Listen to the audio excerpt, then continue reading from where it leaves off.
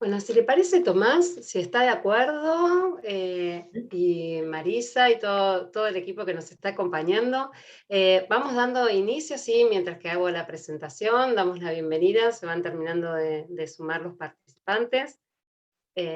Así que ahora estoy teniendo un problemita técnico yo.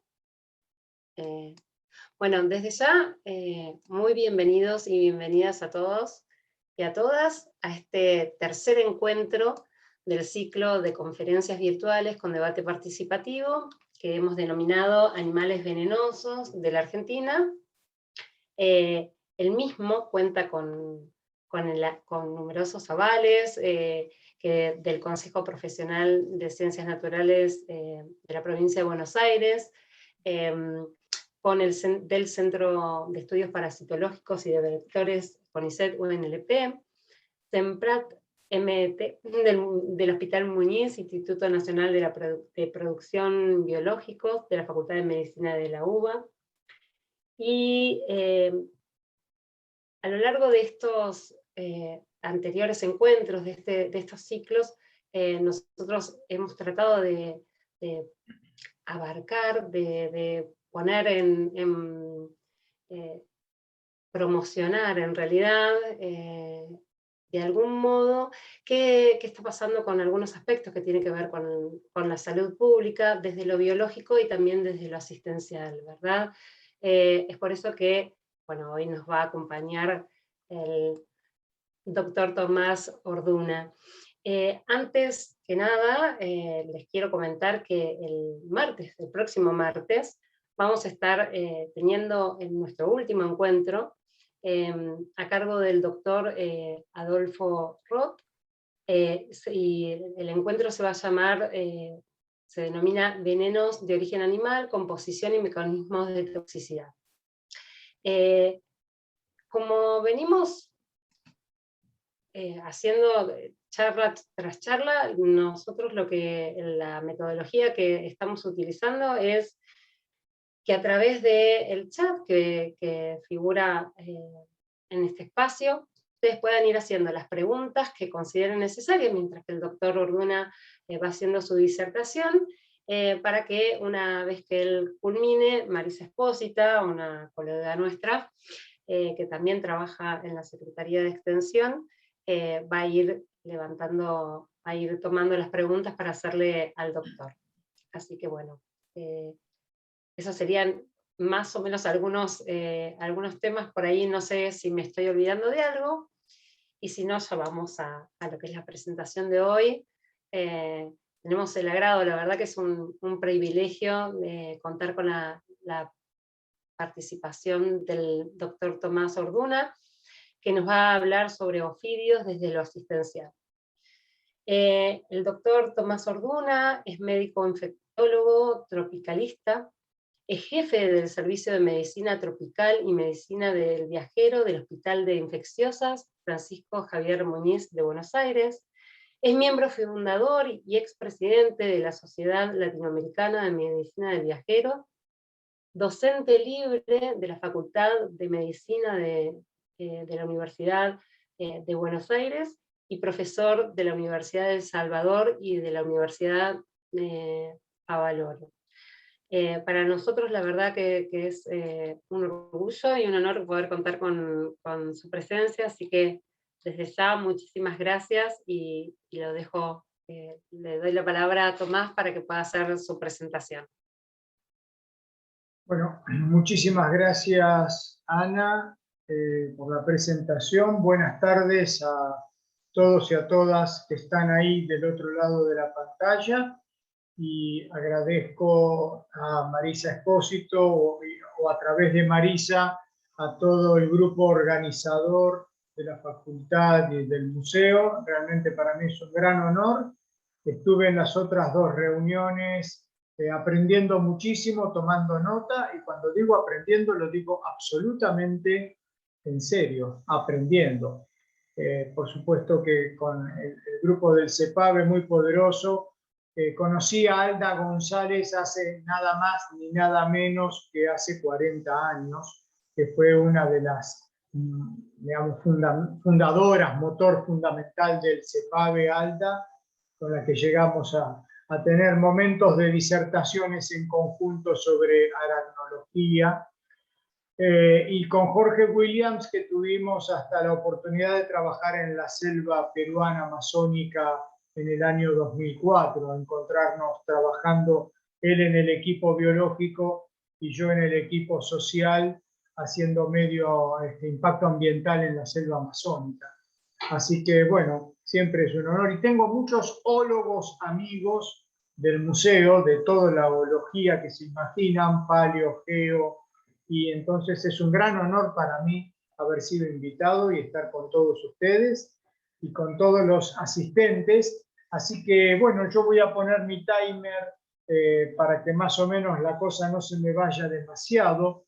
En general soy de hablar con alguna cuestión como de deseo de transmitir mucho de todo lo que a lo largo de 40 años yo recibí también como formación de parte de mis maestros. Si ven acá a mi izquierda hay un cuadro que se ve muy poquito, pero aquí abajo está mi maestro, el profesor Olindo Martino, que fue también docente de la Universidad de La Plata en la Cátedra de Bacteriología Industrial, y que fue un poco el mentor, no solo de mi persona como profesional médico, sino también todo lo que hace a que haya una poderosa escuela relacionada con la asistencia de lo que hace a el componente de lesiones producidas por agresión de animales. Sería como para darle un marco a eso. Desde la década de los 60, que él acá en el Hospital Muniz, él fue no solo mi maestro, sino fue jefe también.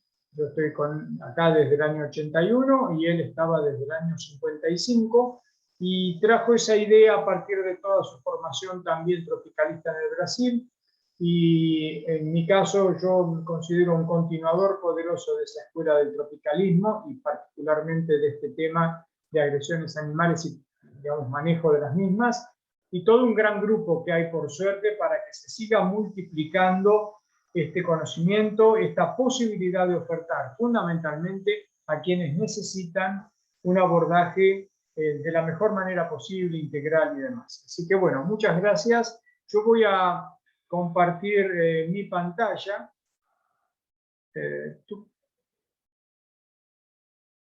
Ahí se ve, ¿verdad?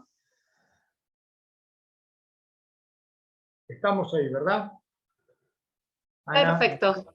Bueno. Perfecto. Bueno, simplemente así es como nos está escudriñando ahora este Ofidio. No voy a hablar de qué son los Ofidios, tuvieron una larga charla. Simplemente presento que el CEMPRA-MT es el Centro de Patologías Regionales y Medicina Tropical del Hospital Muniz. En realidad, esto tiene que ver más con todo un conocimiento y una dedicación, como mencioné, que son más de 60 años dedicados a todo lo que hace las patologías regionales, endémicas, en la medicina tropical. Nosotros somos parte de la creación a nivel de América de la medicina del viajero, y a nivel de la República Argentina, el primer centro estatal y uno de los dos grupos mentores de la medicina del viajero en la República Argentina, ¿no?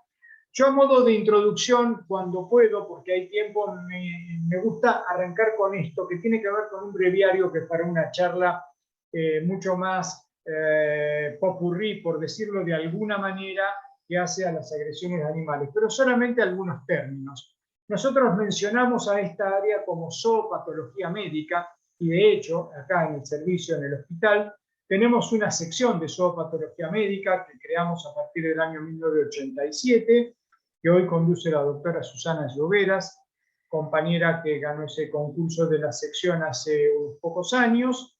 Y esa denominación de zoopatología médica nos engloba en qué es lo que nosotros queremos decir, que básicamente tiene que ver con la patología por agresión de animales. Entonces la definimos como la rama de la medicina relacionada con el estudio de las zoopatías humanas. Ahora, ¿qué querrá decir esto de las zoopatías humanas?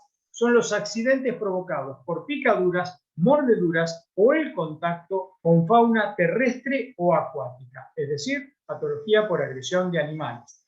E incluimos y recordamos a la mordedura humana, ¿sí? Como el animal humano que somos, en definitiva, que también tiene todo un abordaje, una manera de conducirse ante una mordedura humana, en lo que hay que hacer como medicamentos preventivos, en la posibilidad de tener que hacer actualización de una serie de, por ejemplo, vacunas contra la hepatitis B de ser necesario, gamma globulina contra hepatitis B de ser necesario, una serie de variables que es lo que hace a la complejidad del abordaje de una mordedura humana, al rastreo de algunos patógenos posteriormente, a la posibilidad de hacer profilaxis con antibióticos, etc. Es decir, la mordedura del animal humano también es un capítulo que nosotros no tomamos en general porque eso va a los servicios de guardia. Y si bien es cierto que cuando hablamos de los demás animales terrestres y acuáticos también hay mucha llegada a los servicios de guardia, esos son los casos que nos vienen con frecuencia, por momentos del año más, por momentos menos, en épocas han venido más, en épocas menos, dependiendo de, por ejemplo, lo que hemos logrado en los últimos 20 años, que es un mayor involucramiento de las camadas jóvenes de toxicólogos para que también abracen todo lo que hace a los venenos animales, a la accidentología por venenos animales, que la verdad que del año 2000 aproximadamente hacia atrás era muy difícil encontrar ese entusiasmo en los toxicólogos que hoy sí encontramos. Y algo que también quiero enfatizar con esta pequeña introducción es que el daño producido en lo que hace a ese contacto con un animal, picadura, mordedura, el contacto de piel con piel, ese daño producido depende de varias cuestiones. El traumatismo propiamente dicho, mordedura, picadura o el simple contacto, por ejemplo, siempre doy algunos ejemplos, por suerte una parte del auditorio se renueva, lo siento si algunos ya lo han escuchado como algo que conocen. El traumatismo, no es lo mismo la picadura de un mosquito que la mordedura de un león en los gemelos de una persona. Y estos son, yo habitualmente doy, todos ejemplos que tienen que ver con esta experiencia acumulada. Entonces, insisto, traumáticamente una mordedura de león le puede arrancar, dependiendo del tamaño del león y del tamaño de la persona, puede arrancar un miembro, puede arrancar los gemelos. Una picadura de un mosquito, a lo sumo una roncha, un poco de prurito. Si hay veneno, tipo y cantidad de veneno inoculado, ¿es neurotóxico o citotóxico? ¿Se inoculó el veneno o no hubo inoculación, como podría ocurrir en un envenenamiento en seco, como mencionamos a la mordedura, por ejemplo, de ofidios en ocasiones? Respuesta inmunoalérgica. Volvemos al traumatismo. El traumatismo era nada. Picadura de hormiga colorada, estas que todos conocemos desde chiquitos. Pero resulta que yo respondo con una respuesta inmunoalérgica exacerbada que me puede llevar a un edema de glotis, a un shock disparado justamente como esa respuesta. Y eso lo sabemos en el cotidiano de personas que les pasa potencialmente o que les ha pasado. Por eso existen productos como la adrenalina para autoinoculación en un producto que se llama EpiPen, que es una jeringa para clavarse directamente sobre la pierna en caso de tener un contacto para alguien que fuera alérgico a una picadura de una vagabunda hormiga colorada, pero que puede desencadenar, ¿sí?, un shock alérgico que lo puede matar al individuo. Entonces, ahí hay un daño que ya depende de mi respuesta. Enfermedades preexistentes que siempre pueden condicionar la evolución de un cuadro, si hay diabetes, hipertensión, cardiopatía, etc. Transmisión de agentes infecciosos específicos. Aquella banal picadura de mosquito que mencioné al comienzo, resulta que era de un mosquito anófeles. Estoy en el África o en la cuenca amazónica y me deposita Plasmodium, esporozoitos de Plasmodium. Por lo tanto, como acto traumático nada, yo puedo tener un Plasmodium falciparum que me mata 7 a 9 días después. Sobreinfección. Bueno, en general, siempre que hay algo en la piel que genera prurito, hay rascado. Si hay rascado, suele haber sobreinfección en muchos de los pacientes, ¿sí? O que pueda ser esa sobreinfección como algo relacionado con el propio mecanismo, por ejemplo, el inoculador de veneno, el aguijoneamiento, etc. Y por último, el manejo terapéutico. Y el manejo terapéutico es fundamental. Ese manejo terapéutico que puede ser el extramuros el manejo terapéutico folclórico. Muchas veces vemos, o nos cuentan los pacientes la cantidad de cosas que han hecho ante la desesperación. Si vamos a hablar de ofidismo, es famoso el tema, y disculpen que cada tanto tome agua,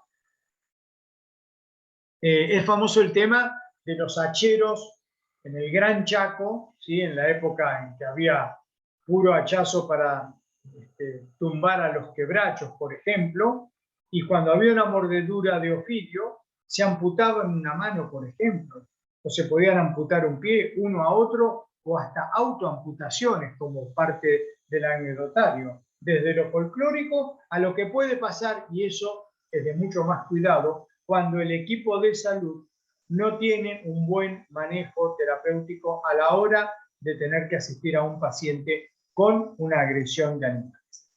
Entonces, ahora sí vamos a la charla solicitada, pero antes un poquito de motivación para ver la importancia que puede tener una capacitación sobre este tema. Este agregado surge de la necesidad de evitar males mayores. Esto ocurrió justamente en septiembre del 17, 10:30 de la mañana, caso clínico, paciente masculino, 43 años, electricista, trabajando en un barrio cerrado, cercano a la ribera del Río de la Plata. Tiene una mordedura de yarará en mano izquierda. Capturó al ejemplar después de golpearlo con una pala. Fue trasladado a un UPA y luego a un hospital cercano. Me llama esa mañana, a eso de las 10:30, no me acuerdo exactamente a qué hora, un infectólogo amigo, personal mío, se formó con nosotros acá en el hospital, pero conocido del paciente. Se acuerda el traslado para el Hospital Muniz, pero no se concreta, pues deciden tratarlo en centro donde se encontraba, en el hospital donde se encontraba. Le indican 8 ampollas de suero antiveneno bivalente del Instituto Biológico de La Plata, que es quien provee para toda la provincia de Buenos Aires el suero antibotrópico. Este es el ejemplar que fue capturado por el propio paciente después de darle con la pala. Y esta es la zona en la cual se produjo. Muchos conocerán autopista Buenos Aires-La Plata, la zona de Hudson o de Hudson, como lo decíamos desde chicos. Y este es el lugar aproximadamente donde se encuentra ese barrio cerrado. Al día siguiente, 1:30 del mediodía, me llama mi colega Ezequiel y me dice, le dijeron que tienen que amputarle el brazo. Entonces le dije, no tocar, trasládenlo al Hospital Muniz, no vería ninguna razón para que haya que amputarle el brazo. Esto fue entonces como recibimos alrededor de las 3 de la tarde al paciente, con un cuadro clásico, edema completo de todos los segmentos del miembro superior izquierdo, el sitio de la inoculación con 2 improntas aquí.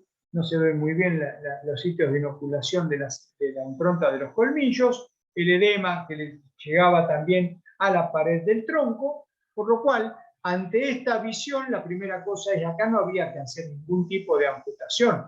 No estamos hablando de una fascitis necrotizante, no estamos hablando de una gangrena por Clostridium perfringens. Estamos hablando de un ofidismo por yarará que puede dar mucho edema, que acá no ha causado, porque en 24 horas difícilmente pudiera producir algún cuadro necrótico, y en ese edema lo primero que estaba faltando era en el manejo terapéutico tener Trendelenburg como posición del miembro. Fíjense que yo lo hago elevar, fue lo primero que hice cuando entré a la guardia, que me llamaron que había llegado el paciente, ¿sí? Fue decirle, si él había estado con la mano así, me dijo que no, que la tuvo una buena parte, o en la horizontal o incluso hacia abajo, no hubo una recomendación poderosa de hacer algo antiedematoso. Y por supuesto, tenía un edema un poco atención. Bueno, al día siguiente, por supuesto, lo llevamos a sala general, lo dejamos en reposo con miembro elevado. Al día siguiente, 21 de septiembre, llegó la primavera, 8 de la mañana. Fíjense cómo había cambiado, solamente con un tema relacionado con cómo estaba el miembro con respecto a la gravedad, y él había mejorado absolutamente. Así llegamos también al día lunes a la mañana, siguió todo el fin de semana internado para tenerlo más. Fíjense cómo se vuelven a notar las venas del miembro superior, ¿sí? Por lo tanto, lo único que acá nosotros agregamos, había recibido antiveneno en una dosis probablemente demasiado exagerada. 8 ampollas para un ofilismo es para un cuadro muy grave, después lo vamos a ver hacia el final. Hubiera andado bien con la mitad de las dosis seguramente, pero fíjense, esa mañana él dice que, bueno, lo estamos evaluando y que le molestaba acá la zona de la articulación metacarpofalángica, y lo que vimos ahí es que se trataba de la formación de un absceso en 6 días, y en este absceso lo que encontramos fue estafilococo resistente de la comunidad, probablemente de la propia piel del paciente. Fue tratado adecuadamente con drenaje, primero que nada, y segundo con clindamicina. Bien, este es un ejemplo motivador. Y digo motivador porque así podemos entender la necesidad de tener conocimiento en el equipo de salud de toda la problemática que hace a la agresión por animales, venenosos o no venenosos. Y menciono no venenosos porque tuvimos una última intervención esta semana, a partir del martes de la semana pasada, mejor dicho, o sea, hace 7 días, con una paciente que en una localidad de la provincia de Misiones fue mordida por un perro en un hotel, y resulta que lamentablemente en la consulta médica que se realizó se le indicó una mala profilaxis con respecto al antibiótico, se le dio cefalexina, cuando con cefalexina yo, ante mordeduras tanto humanas como de animales, estoy dejando afuera, por ejemplo, microaerófilos, estoy dejando afuera anaerobios de la boca. Por lo tanto, la recomendación habitualmente es amoxicilina clavulánico. Y lo segundo, no hubo ninguna alerta de parte de la profesional actuante sobre la profilaxis eventual o necesaria para rabia. Ni siquiera hubo un aseguramiento de la cuarentena durante 10 días del animal agresor, que es fundamental para poder decir dentro de 10 días, dado que la lesión fue en pantorrilla, alejada de cabeza, ¿verdad? Sabemos que cuando no está en las extremidades de los dedos o la cabeza, yo puedo, en una región donde no hay rabia en principio y donde hay control de rabia de virus callejero, yo puedo esperar esos 10 días. Si el animal continúa vivo, no hago nada. Si el animal se pierde o se muere, empiezo inmediatamente la profilaxis. Así que debemos instalar esta temática del manejo de las agresiones de animales. Entonces, como cierre, zoopatología médica, combinación de toxicología, dermatología, infectología, medicina interna, porque nos vienen contactos con todo tipo de animales que ustedes se puedan imaginar, terrestres o acuáticos. Hay una necesidad de conocimiento del tema, una muy buena anamnesis, realizar una semiología adecuada y primum non nocere, como nos enseñaron desde que éramos pequeños en el área de la salud. Y buscar consejos, ideas, conductas antes de hacer algo intempestivo. El poder decir no sé qué es lo que hay que hacer. Y buscar entonces un teléfono que hoy será un moderno celular, probablemente para esa consejería, ideas, conductas. Y hay que seguir siempre, insisto, capacitando al equipo de salud, y para eso hoy estamos acá todos nosotros. Vamos entonces ahora a la charla de ofilismo. Esta es una vieja imagen de alrededor del año 2015 de la Gates Foundation, que nos muestra que el animal más mortal para el ser humano en el mundo tiene que ver con el mosquito. Fíjense, alrededor de 830.000 muertes para el año 2015 se calculaban eran producto de las picaduras de mosquitos y la transmisión de agentes específicos, empezando por malaria, pero siguiendo por dengue, zika, chikungunya, y una gran cantidad entonces de patógenos que pueden matar al ser humano. Y en segundo lugar, esto realmente es lo más grave a mi entender, es que prácticamente 600.000 personas mueren al mundo producto de homicidios. El hombre matando a su propia especie, y no están contemplados en esos 600.000 los muertos por guerras. En cualquier situación de guerra son números que se contabilizan aparte.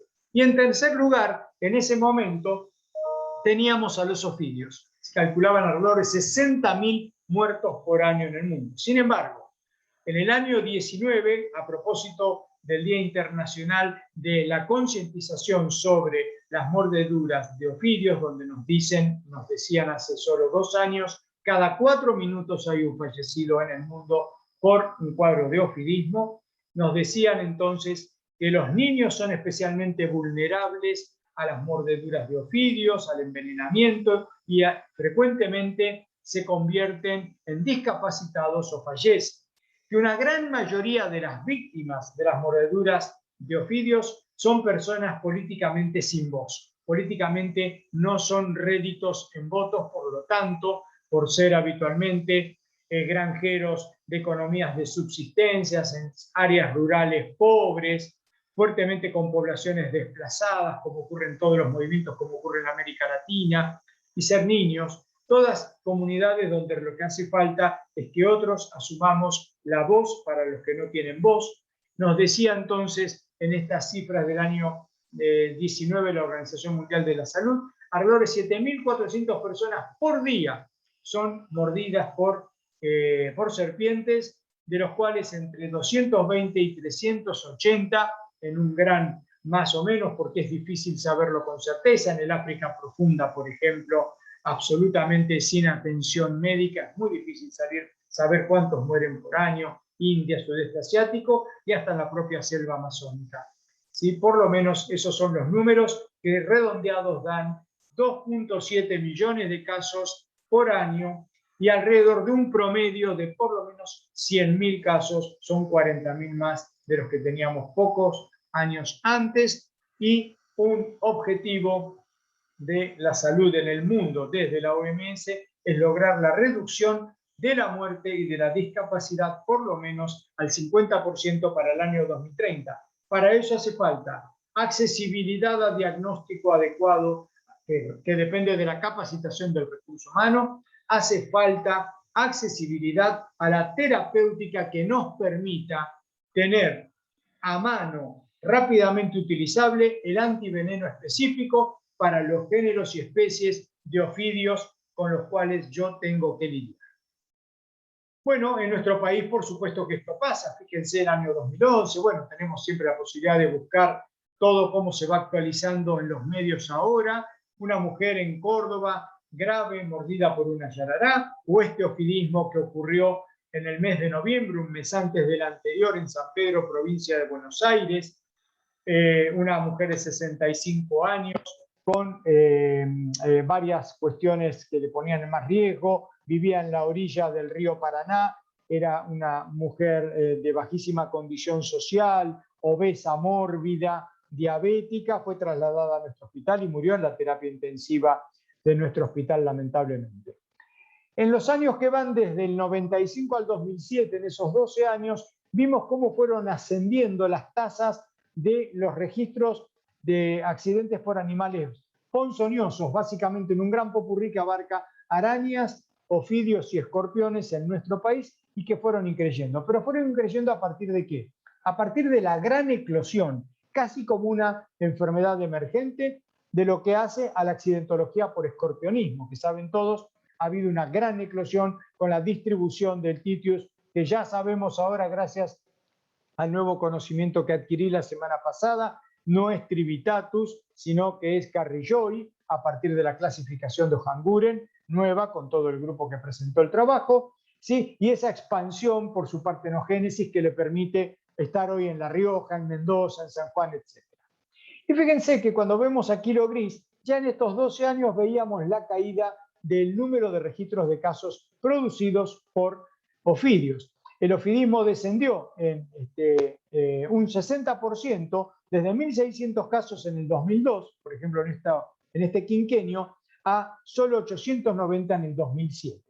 En el 2011 veíamos que esos números eran, por ejemplo, 2009 556, 2010 573, 2011 517, y básicamente las provincias de Misiones y de Santiago del Estero siempre a la cabeza en el número absoluto. Por supuesto, una gran impronta estivo-otoñal de los casos, la mayor época en cantidad de animales en la naturaleza y el mayor movimiento humano, que comienza en general a fines de año y se prolonga a lo largo del verano y parte del otoño, mayor capacidad de exposición de los humanos a los ofidios, mayor actividad biológica de los propios ofidios, movimiento, etc. Siempre esto se repite en los diferentes momentos y tablas que podemos buscar. 2016, alrededor de 700, 2017 notificados, perdón, confirmados 483, 480 en el año 17, siempre la misma estacionalidad. Por lo tanto, hace solo poco más de 10 años yo decía 850 casos por año, después bajé a 600, ahora bajo a 500.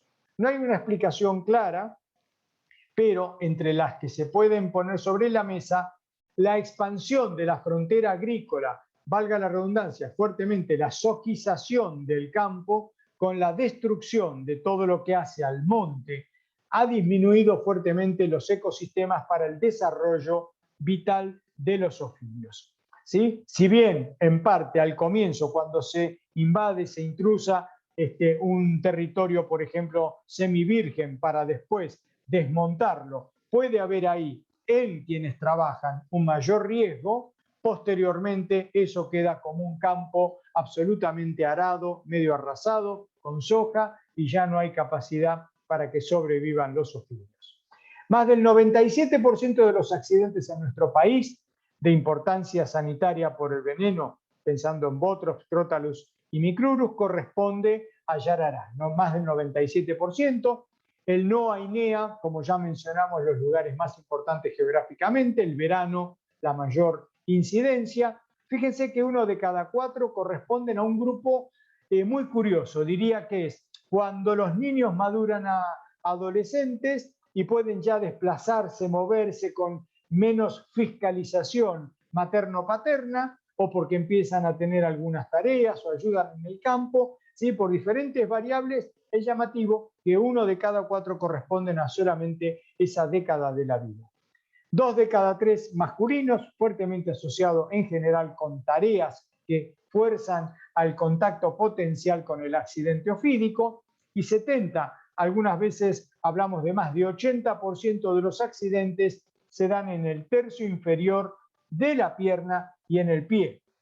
Por lo cual, me voy al final de la charla. Mecanismo de prevención: fuertemente el uso de calzado adecuado, llámese botas, borceguíes, en el momento en que yo estoy transitando por una región ofidiógena, ya me está previniendo prácticamente, ¿sí?, 4 de cada 5 accidentes simplemente por el uso de un calzado adecuado. Hoy incluso estábamos hablando, a raíz de otra cosa, el uso de las polainas, ¿sí? Las polainas de cuero grueso que se pueden poner para evitar justamente esa proporción tan importante de accidentes. Sobre la clasificación de ofidios y serpientes, fue vastamente y maravillosamente descrito por nuestro gran herpetólogo Jorge Williams. Yo solo quiero recordar que didácticamente podemos hablar de venenosas y no venenosas, sabiendo que esto es tramposo, ¿sí? En parte, porque dentro de las que pongo no venenosas dicen colúbridos, o sea, culebras, y sabemos que todas las culebras tienen veneno. Pero están las que realmente nos pueden importar dentro de las culebras, que ahora vamos a mencionar algunas, pero las que realmente asustan, las que generan la casuística, las que generan muerte, las que generan daño, discapacidad, son básicamente Yarará, cascabel y coral. Una forma de clasificarlas, como el otro día también quedó claro, es según el tipo de dentadura. Tenemos las que son llamadas, y yo piensen que no soy biólogo, hablo desde la formación básica de biología, que la tuve que hacer cuando ya era médico, porque no tenía toda esta formación previa, ¿sí? Pero me sirve para ubicarnos e incluso para poder justamente en la docencia explicar a quienes están alejados de esta temática. Anodontes, sin dientes, las viboritas ciegas que veíamos hace 2 semanas. Aglifodontes, donde están todos los boidios, todos esos enormes animales de 10, 12 metros, como la lampalagua, por ejemplo, las boas, ¿sí? Y hay una parte de las culebras que tienen toda una cantidad de pequeños dientes homogéneos y macizos y no tienen ninguna diferenciación de un diente porque tampoco tienen glándula venenosa. Y después están los llamados glifodontes, que tienen alguna diferenciación en algún diente, posterior o anterior, y tienen capacidad de inocular algún tipo de veneno. Las culebras, y yo menciono solamente acá Filodrias porque es con la única que claramente tuvimos una situación problemática en 2 ocasiones, pero en el Brasil están descritas varias más. que son dos dientes posteriores mayores con ranura por las que discurre el veneno, en el momento de morder, pero como están muy atrás, ahora lo vemos, es difícil que puedan ser en general mordeduras muy eficaces. Los llamados proteroglifos son dos dientes anteriores mayores con canales, ya no ranuras, sino canales semicerrados y fijos bien adelante. Esto corresponde a Micrurus corales, y recordamos que los elápidos, como también fue mencionado, son la principal familia en el mundo que genera accidentología por serpientes. Y por último, lo que para mí es el gran desarrollo, siempre me maravilló el desarrollo de los solenoglifos, Botrop, Crotalus, Yarará, Cascabel, que tienen dos dientes anteriores mayores con conductos y siempre definimos como si fueran agujas hipodérmicas por las que discurre el veneno que viene de las glándulas venenosas cefálicas. Entonces acá tenemos aglifas, todos dientitos igualitos, macizos. La opistoglifa, que tiene aquí atrás, fíjense, un diente un poco más desarrollado, pero que ya tiene esta ranura por la cual discurre el veneno, pero al estar tan atrás, evidentemente necesito una mordedura que permita el hincamiento de este diente diferenciado que es muy posterior. Posteriormente tenemos acá arriba las proteroglifas, que es básicamente cascabel, es un diente pequeño, puede medir 4 o 5 milímetros no más y es fijo, ¿sí? Pero es bien anterior, por lo cual puede morder, pero si vamos ahora a ver más adelante, la cabeza de una coral es muy pequeña, no es fácil también que inocule a cualquier animal o en cualquier lugar del cuerpo de un ser humano, pero por ejemplo puede andar muy bien en los dedos o en pliegues entre los dedos. Y la maravilla, con esa capacidad de abrir la boca y a su vez, como fue explicado por toda una cuestión que hay en la articulación del maxilar superior, que permite abrir y a su vez sale hacia afuera, protruye, si se quiere, de alguna manera, en prácticamente una perfecta posibilidad del hincamiento de estos dos colmillos absolutamente diferenciados. Por acá abajo entonces es un conducto cerrado como una aguja hipodérmica por la cual el veneno es inoculado en el caso de una mordedura de cascabel, digo bien, y de yarará, siempre y cuando el ejemplar quiera inocularlo, porque ya mencioné hace un rato la posibilidad de que ocurra el hincamiento y no haya voluntariamente inoculación de veneno, lo que llamamos una mordedura en seco. Bien, dicho esto entonces, desde el posicionamiento biológico, las acciones de los venenos, y ustedes van a tener una clase, imagino, maravillosa, muy exhaustiva de parte de uno de nuestros principales conocedores de venenos en el país, que es Adolfo de Roth, un amigo que dirige el área de investigación dentro del Serpentario del Instituto Nacional Carlos Malbrán, con el que desarrollamos hace casi un cuarto de siglo un camino muy, muy bueno, no solo en lo profesional, sino también en lo relacional humano. Así que Adolfo, que es el que nos ha abierto la cabeza con muchísimas cuestiones relacionadas con la venenología, más todo el gran conocimiento que él tiene, más allá de venenos, desde su formación de veterinario, después de biólogo, ¿sí? Por lo tanto, yo hago un resumen de lo necesario para nosotros desde el lugar de equipo asistencial, qué cosas medianamente tenemos que conocer que nos sirvan a la hora de estar asistiendo a un paciente con un eventual ofidismo. Menciono, vuelvo a decir, solamente dentro de Colubridae filodrias, aunque ahora vamos a ver que hemos tenido por otras serpientes, pero porque en dos oportunidades, pudimos ver el efecto procoagulante del veneno de filodrias cuando en un biólogo, que después creo que voy a mostrar una foto, pudimos constatar una caída del tiempo de protrombina brutal, ¿sí? Por lo cual se había generado un consumo parcial de los factores de coagulación con un tiempo de protrombina de alrededor del 50%. Esto es, un paciente que tenía un gran edema de todo el miembro, que tenía equimosis y que tenía alteración del tiempo de protrombina, de no haber sido que le estaba manipulando a unas filodrias en la selva misionera, sí o sí hubiéramos podido pensar en un accidente botrópico. Y a otra mujer que en una oportunidad no le pudimos hacer tiempo de protrombina, pero tuvo todo el componente equimótico y también el edema, que ese es clásico en prácticamente la mayoría de las mordeduras de culebra. Ya cuando hablamos de las tres géneros y especies, géneros que nos importan desde lo sanitario, Micrurus coral, veneno exclusivamente neurotóxico, una rareza el accidente por Micrurus, son alrededor de un accidente por año y no mucho más que se registra en el sistema regular del Ministerio de Salud de la Nación. Ya después tenemos a Botrops, que dijimos más del 97%, con su capacidad coagulante, hemorrágica, proteolítica e hipotensiva que agregamos en los últimos tiempos, aunque el conocimiento de la acción hipotensiva es muy antiguo, pero antes no tuvo la jerarquía que hoy tiene en el conocimiento fisiopatológico del accidente por Yarará.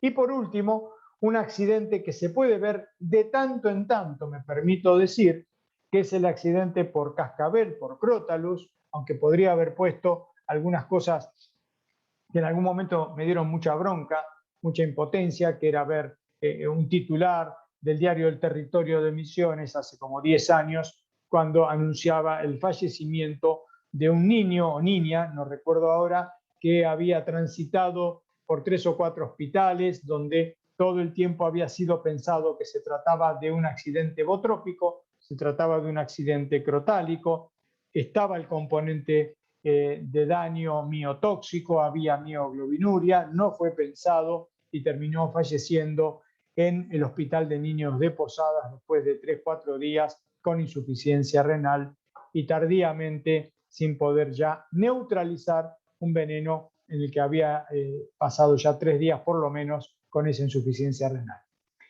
Coagulante miotóxico, neurotóxico también. Pero pueden ser buenos bichos, esto que hoy nos permite ver la internet y el Google, ¿no? Muchas maravillas de imágenes, ¿sí? Pero también puede que no lo sean. También podemos ver esto: un abuelo se convierte en héroe, salva a su nieto de ser devorado por una anaconda. Esto pasó en el interior del estado de San Pablo. Fíjense que perfectamente podía haber muerto este niño, no por una mordedura, sino si el animal tenía tiempo de enroscarse, entre comillas, en este niño. Ustedes saben que matan por asfixia, matan por estrangulamiento y después se lo iba a devorar, por supuesto. Bueno, este tipo de boa, que le llaman sucurí en toda la cuenca amazónica en el Brasil, que pueden medir 8 o 9 metros. Esta es una Philodrias, para algunos será común, pero es una culebra verde, también llamada, hay varias especies. Esta particularmente se llama Philodrias baroni y se caracteriza por esta ñata respingada que tiene. Sí, esta es una culebra que en este caso mordió a este niño aquí a la altura del labio superior.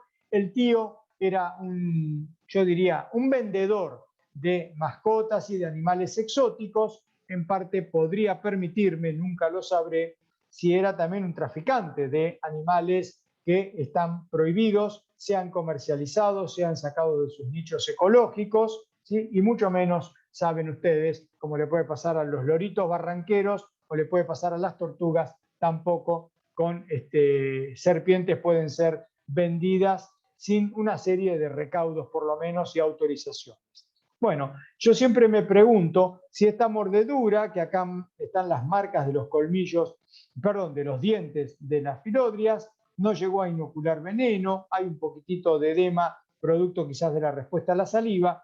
Si esto, en lugar de ocurrir acá, ocurre sobre la conjuntiva con el ojo abierto, porque no hay reflejo rápido de parte del niño, el accidente podría haber sido infinitamente más grave. Lo mismo, este otro también, comerciante, mascotero, que tenía Thamnodinastes, otra especie muy común en la provincia de Buenos Aires, para la venta. Él decía que era para tener en su casa, pero nosotros sabemos que no se quiere revelar la realidad. O esta falsa Yarará también de un mascotero produciendo un clásico accidente en el que vemos, como suele ser frecuente en las mordeduras de culebras, lo que llamamos el signo del rayador, producto del raspado de todas esas cantidades de dientes que son muy pequeñitos, sin llegar a poder inocular una dentición o pistoglifas. Y este era el biólogo que mencionaba, no es este el ejemplar, pero le estaba manipulando para su tesis Philodria solfersi, fue mordido en la mano, llegó así 24 horas después al hospital, tiempo de coagulación, como mencioné, alterado, protrombina alrededor de 50, con una equimosis interesante, anduvo bien con Trendelenburg y nada más, pero en ocasiones podríamos confundirlo. Este es un caso que también me envió Pedro Villalba, un querido amigo infectólogo del Hospital Madariaga, que supieron atender allá en Posadas en el año 2016. Fíjense las marcas acá en la muñeca de la paciente, y acá está la Philodrias, no sé si será Olfersi, en principio podría serlo, no tiene la respingada de la Baroni, ¿sí? Y como siempre, edema, esto calma con, o mejora con Trendelenburg.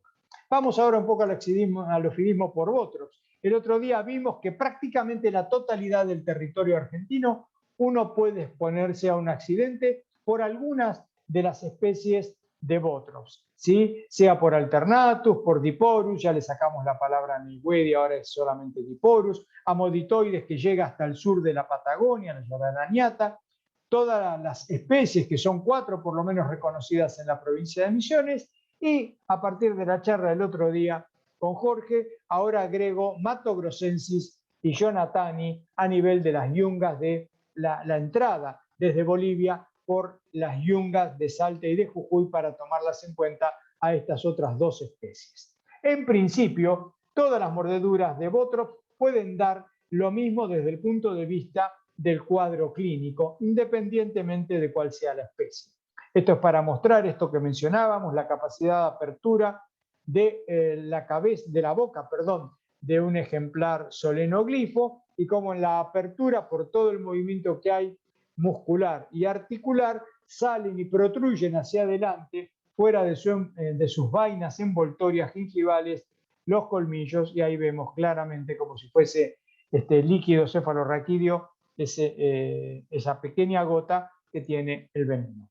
Actividad, dijimos, proteolítica, coagulante y la llamada hemorrágica o vasculotóxica, que fue la anteúltima en ser conocida, y ahora le agregamos una muy viejamente conocida, pero que antes no la numerábamos y ahora sí, que es hipotensora. Para la acción proteolítica o inflamatoria aguda, que termina generando daño o lesión tisular, sí puede haber una acción directa de las propias enzimas proteolíticas del veneno, que a su vez, ya comenzando daño, liberan sustancias proinflamatorias que indirectamente amplifican el daño o lesión tisular, más los otros 2 componentes, el que hace la acción coagulante con la formación de microtrombos y al edema, que tiene que ver con la acción hemorrágica a nivel local, generan potencialmente isquemia, que también indirectamente amplifica el daño o lesión tisular que vamos a ver en el sitio de inoculación del veneno.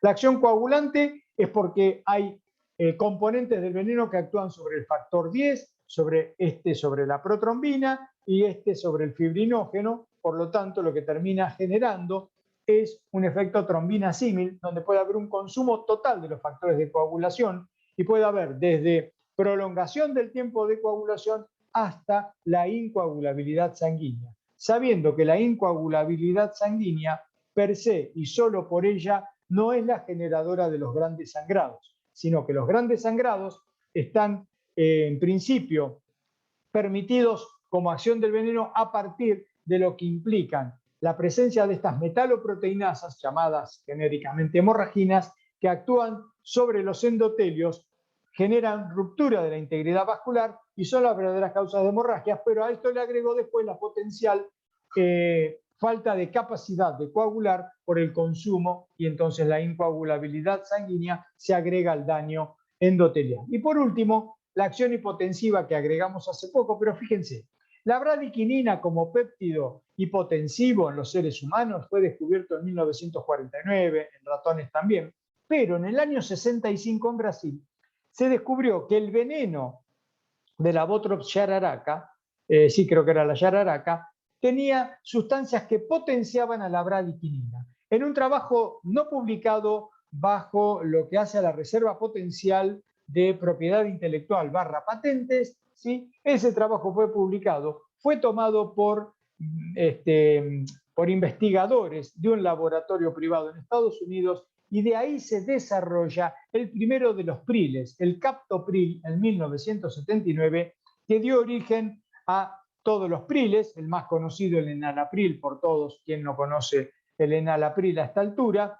Por lo tanto, Brasil perdió una patente que recuperó después de prácticamente 40 años con un resarcimiento a partir de un juicio que demoró décadas, mediado por la Organización Mundial de Comercio. Por lo tanto, el cuadro clínico del ofidismo por Botrops, perdón, y voy a retirar un poquito hacia atrás de nuevo, porque ¿qué es lo que termina generando todo esto? Quedó claro, es hipotensión, ¿verdad? Entonces, el cuadro clínico es un síndrome histotóxico hemorrágico hipotensivo. Vamos a ver casos, consulta de paciente que sintió una suerte de pedrada, vemos una pequeña imagen acá de lesión, pero fíjense el edema importante del miembro inferior, vemos acá una pequeña extravasación sanguínea en una equimosis lineal. ¿Y qué pasa 24 o 48 horas después? Hubo un diagnóstico presuntivo con alteración de la coagulación, se lo sometió a la aplicación del antiveneno, al reposo en Trendelenburg con el miembro, ¿sí? Y después fue apareciendo, porque una vez que se rompen y empieza a haber extravasación sanguínea, uno ve que con el correr de los días puede aumentar el componente quimótico, pero en realidad es lo que difunde por los diferentes tejidos hasta llegar a la superficie. Anduvo perfectamente bien, porque 5 días estaba en su domicilio. Otro caso, fíjense, este paciente que tiene acá un edema importante del tercio inferior de pierna y del pie, recibió 2 mordeduras producto de haber querido acercarse para capturar al ejemplar en la zona de las playas del Río de la Plata, frente a donde tenemos el aeroparque de la ciudad, en lo que llamábamos Carrasco, por ejemplo. Este paciente, alrededor de 2 a 3 horas después, consulta en nuestro hospital, había hecho una estación previa en otro hospital, ¿sí? Llegó sangrando con esta importante gingivorragia y sangrando por el pequeño orificio donde le habían hecho un corticoide intramuscular y estaba sangrando con, por supuesto, incoagulabilidad sanguínea, pero a su vez sabemos que ese efecto tiene que ver con las metaloproteinasas. Paciente que vimos ya con una cierta evolución de algunos días, fíjense, mordido en la mano, que ya estaba mostrando el camino a la necrosis que se ve bien en la evolución, terminó haciendo la necrosis, terminó cayendo la costra necrótica, comenzó a tener una cierta flexión del dedo producto de la cicatrización, y miren ustedes, semanas después tenía un serio trastorno de la funcionalidad, de la anatomía y de la funcionalidad de su dedo índice de la mano derecha. Por lo tanto, acá viene la participación entonces de otros actores como cirujano de mano, cirujano plástico, para poder liberar esa cicatrización anómala y darle la funcionalidad necesaria al índice. Acá mordeduras también en el caso de rotaciones por el Instituto Butantan, y todo lo que ocurra en la extremidad donde hay circulación terminal, como son básicamente los dedos, potencialmente, y hay trabajos de Butantan que lo muestran en casuísticas, pueden generar con mayor frecuencia el camino hacia las necrosis, justamente por la circulación terminal. Esta es una mordedura en dedo, anduvo muy bien, por suerte no le ocurrió lo que estaba mencionando yo, fíjense el edema. Estas son imágenes de ampollas hemáticas importantes con edema, ampollas y flictenas todas llenas de sangre o simplemente la extravasación sanguínea. Estos son del manual de ofidios del Brasil. Un caso de la zona del delta que fue mordido acá en la mano y tiene entonces esta repercusión obviamente regional de lo que hablamos de la acción sobre la vasculatura.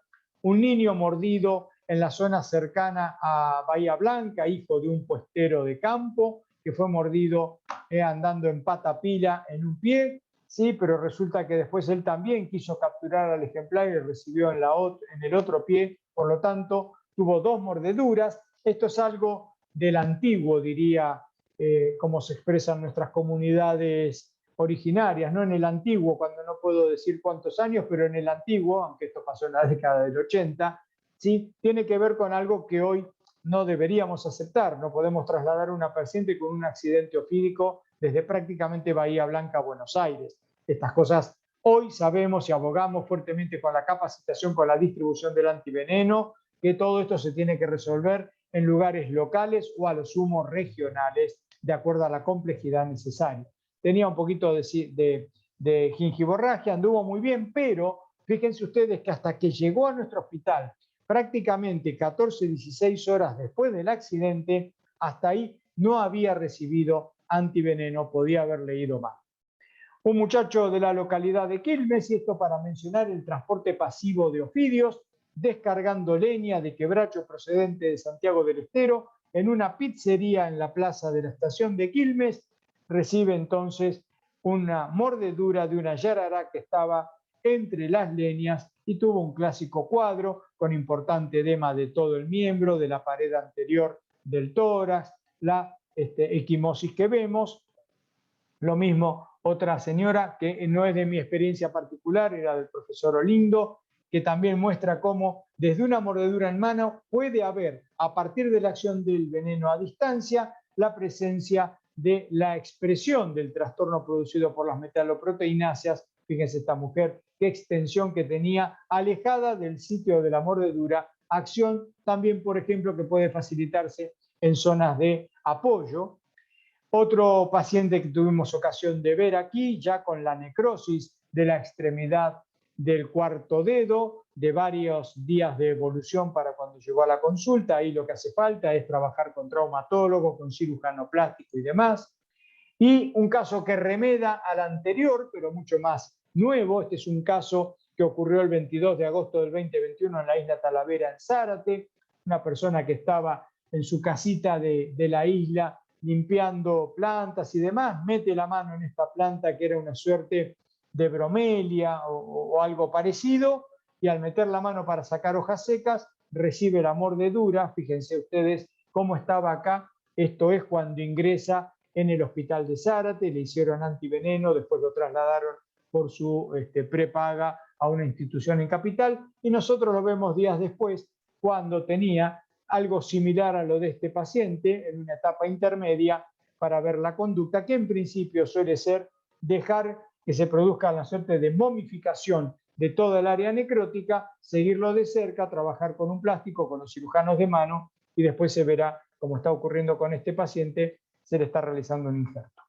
Un accidente en un paciente con un cuadro grave, producto de una mordedura de yarará, y otra vez, en este caso, esto ocurrió muy lejos. Esto ocurrió en la provincia de Misiones, en el área de Iguazú, en un clásico tour de personas mayores de edad, y fue mordido en una de esas sendas que hay en el área del Parque Nacional, y fue traído a Buenos Aires. Llegó prácticamente después de 24 horas, fue traído por tierra sin haberle hecho antiveneno. Esto también ya es década de los 90. No debemos permitir hoy que vuelvan a ocurrir este tipo de situaciones que no deben contemplarse más. ¿Por qué? Porque se puede perder la oportunidad de salvarle la vida. Fíjense las extensas equimosis que tenía, ampollas que ocupaban también el escroto, la pared abdominal, la pared anterior del abdomen, etcétera. Por suerte sobrevivió. Miren ustedes la extravasación sanguínea a nivel del escroto del pene.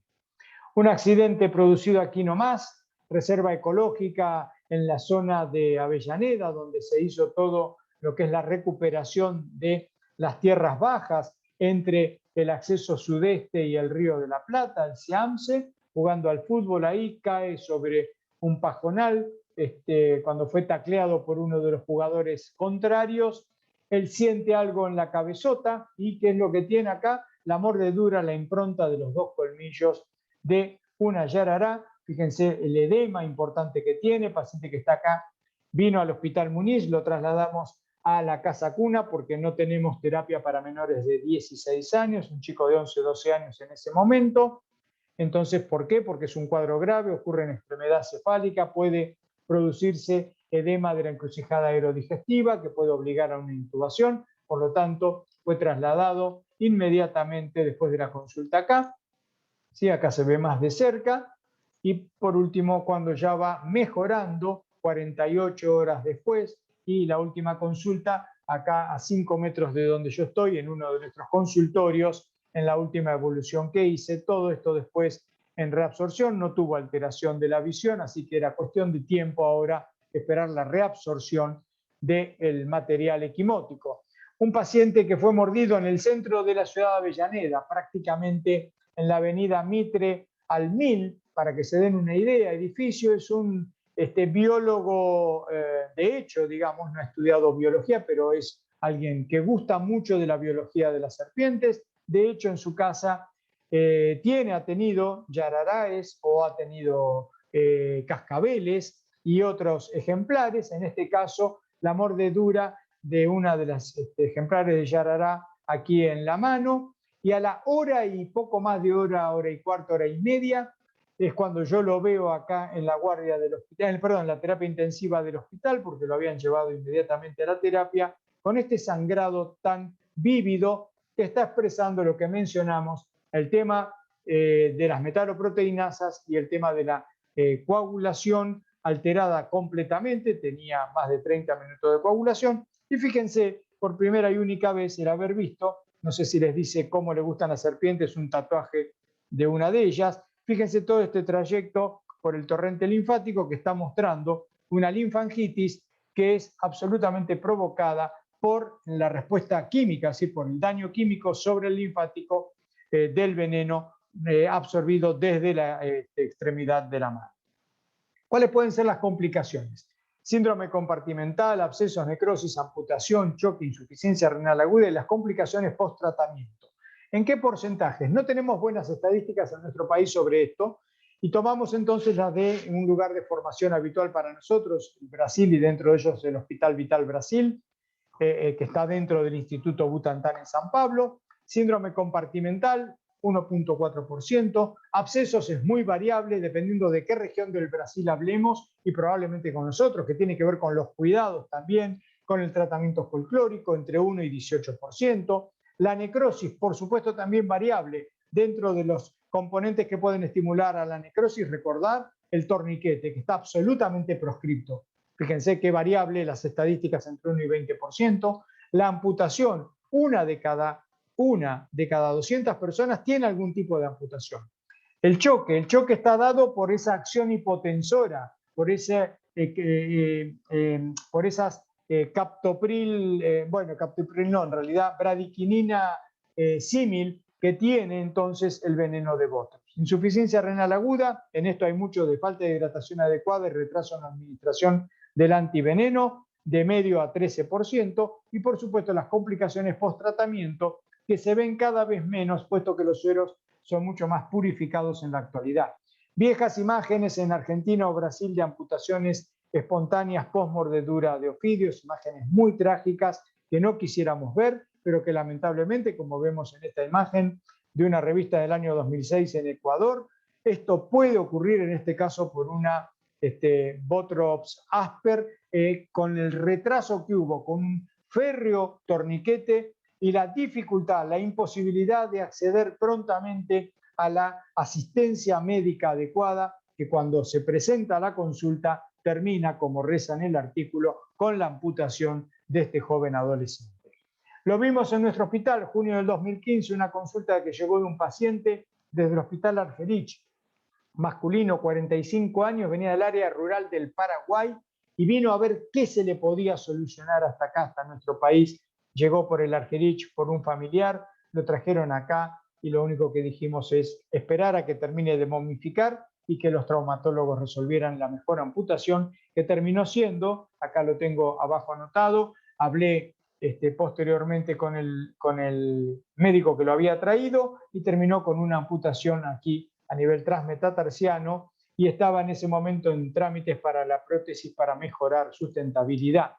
Importantes edemas, equimosis, muchos de ellos pueden progresar a las necrosis, o puede haber complicaciones como estas, que es un paciente que consulta ya superado el accidente ofídico, pero que tiene aquí, ¿sí?, lo que era un absceso del cual drenamos estafilococo, otro absceso con gram negativos, las úlceras extensas, difíciles de cicatrizar, en ocasiones porque hay algo agregado, como en este paciente que estamos viendo, con un importante etilismo, donde hubo que internarlo en el Hospital Butantan simplemente para que hiciera reposo, poder hacerle las curaciones e intentar ver si cicatrizaba o si no, empezar a utilizar la metodología de cirujanos plásticos o dermatólogos, las amputaciones distales. Una chica que consultó una adolescente de unos 15 años, también procedente en este caso del Paraguay, que fue enviada desde un hospital privado de la comunidad que hay en la ciudad a que dijéramos qué podía hacer con esto. Bueno, nada, había que hacer una amputación lo más adecuada posible. Por suerte, no compromete el trípode, ¿sí? Porque piensen en una amputación un poco más extensa, ya comprometiendo uno de los puntos de apoyo del trípode. Si esto mismo hubiera ocurrido en el hallux, ¿sí? Puede cambiar por completo, ya no una cuestión estética como en este caso, sino una cuestión funcional para toda su vida. Edemas residuales, consulta que recibimos cada tanto, en ocasiones simplemente un buen tren de Lemberg, poner en reposo el sitio afectado alcanza, pero la verdad que algunas personas son mucho más renuentes a la mejoría rápida del edema.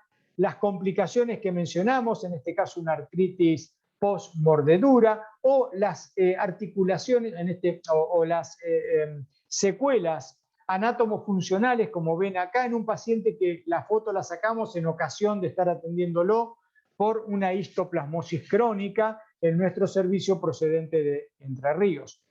¿Qué ocurre con el síndrome compartimental? Que es cuando hay una presión que compromete el paquete vasculonervioso, generalmente se da en las extremidades, y puede requerir de una fasciotomía.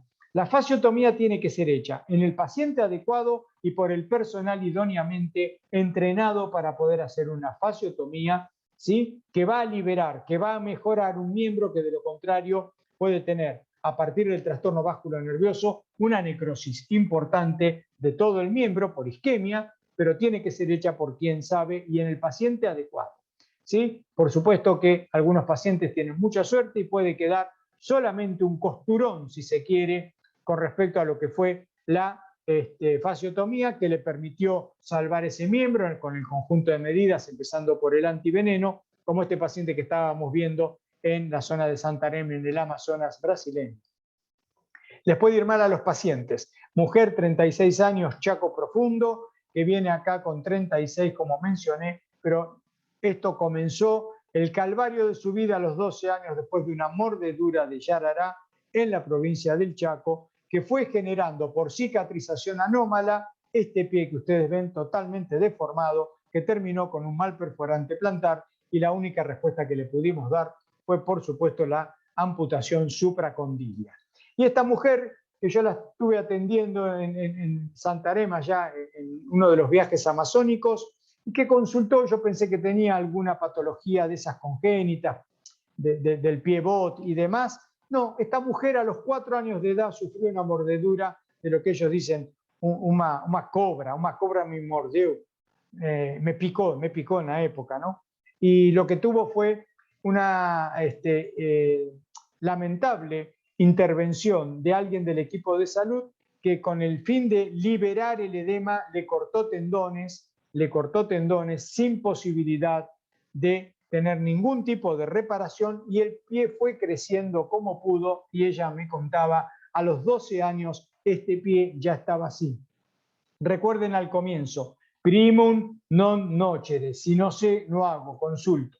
También los animales pueden ser mordidos, en este caso un perro de los guardaparques de la Reserva Ecológica de la Costanera Sur de la Ciudad de Buenos Aires, que anduvo muy bien con antiveneno, otro de los perros de la reserva que también fue mordido porque la reserva tiene una buena fauna ofidiógena. Vemos qué puede pasar con grandes necrosis, fíjense ustedes acá se ve el intestino, requiere entonces de un tratamiento quirúrgico, plástico y demás, como lo puede requerir un humano en ese caso publicado.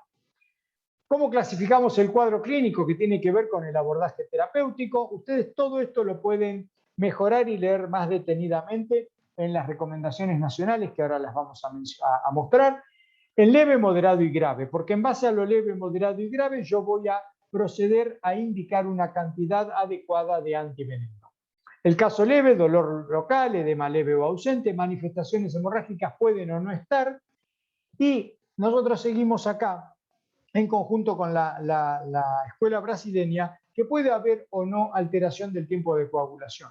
Hasta ahora, la verdad que me suele ser todavía dificultoso pensar que no haya ningún tipo de alteración del tiempo de coagulación, aunque sea una prolongación, ¿sí?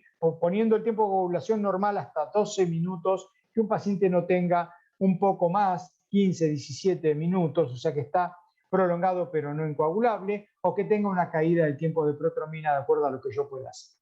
El moderado ya agrega dolor y edema de más de un segmento anatómico y en general la mayoría tiene manifestaciones hemorrágicas, y el grave, edema extenso con mucho dolor, ampollas y manifestaciones sistémicas, entre ellas la hipotensión arterial, oligoanuria cuando el cuadro evoluciona, el choque producto de la hipotensión o hemorragias de órganos nobles. Por ejemplo, un caso descrito en el Hospital de Clínicas por el profesor Escarlato, que es el de una mujer que tuvo un accidente cerebrovascular por sangrado a nivel de la zona de la pituitaria. Vital Brasil fue el creador del Instituto Butantan, lo que fueron los orígenes del Butantan en San Pablo, pero lo más importante es que en el año 1901 generó la idea y el primer antiofídico específico según especie. Ya se había desarrollado por Kitasato y, se me fue, bueno, no importa, el nombre del francés, que habían desarrollado el antiveneno, pero ¿qué ocurre? La experiencia de Vital Brasil le demostró que el antiveneno tenía que tener componentes de los ejemplares de animales que yo tengo en mi región. Y esto es el gran valor importantísimo inicial de Vital Brasil, ¿sí? Que él mostró después, años más tarde, en el año 11, en esto que es cuál es la defensa contra el ofidismo, en definitiva, todo el desarrollo de la utilización de los antivenenos. Recordar que tenemos información toxicológica sobre centros de asesoramiento, sobre laboratorios de análisis clínicos toxicológicos y demás, donde figura, por ejemplo, nuestro hospital para la asistencia, la edición 2010, 2015, y hay una actualización que ya se está colgando en la página pronto. Ahí podemos ver centros antiponzoñosos provincia por provincia, significa lugares donde tiene que haber, de acuerdo al mapeo que la provincia da, tiene que haber antiveneno.